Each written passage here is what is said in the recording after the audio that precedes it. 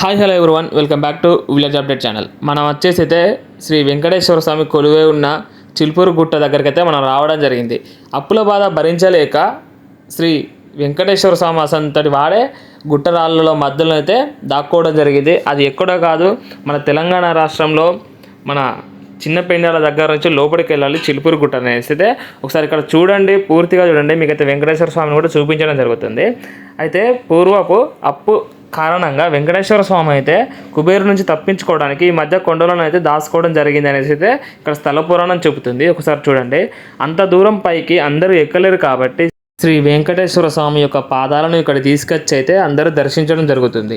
ఇక్కడ విగ్రహం కూడా ఒకటైతే ఏర్పాటు చేయడం జరిగింది శ్రీ వెంకటేశ్వర స్వామిది. ఒకసారి దర్శనం కూడా చేసుకోండి. ఇక్కడికి రావడం ద్వారా చాలా మనసు ప్రశాంతంగా ఉంటుంది. అలాగే అప్పులు చేయాలన్న వాళ్ళకు కూడా కొంచెం భయం అనేది కలుగుతుంది. ఎందుకంటే శ్రీ మహావిష్ణువు అంతటి వారే తప్పించుకోలేకపోయారు కాబట్టి. ఇక్కడ చాలా విశిష్టత ఏంటంటే ఇక్కడ చాలామంది పెళ్ళిళ్ళు జరుగుతాయి. ఇక్కడ ఈ ఆలయంలో వచ్చేసి అయితే చాలామందికి పెళ్ళిళ్ళు జరుగుతాయి. మనం వచ్చేసి ఇక్కడ దోపిడీ గురించి మాట్లాడుకుంటే అసలు ఇక్కడ చెప్పలేం. మనం ఏ విధంగా ఉన్నా ఇక్కడ దోచుకోవాలనుకున్న వాళ్ళు ఈ పెళ్ళిళ్ళ విషయంలో అయితే చాలా దోచుకుంటారు.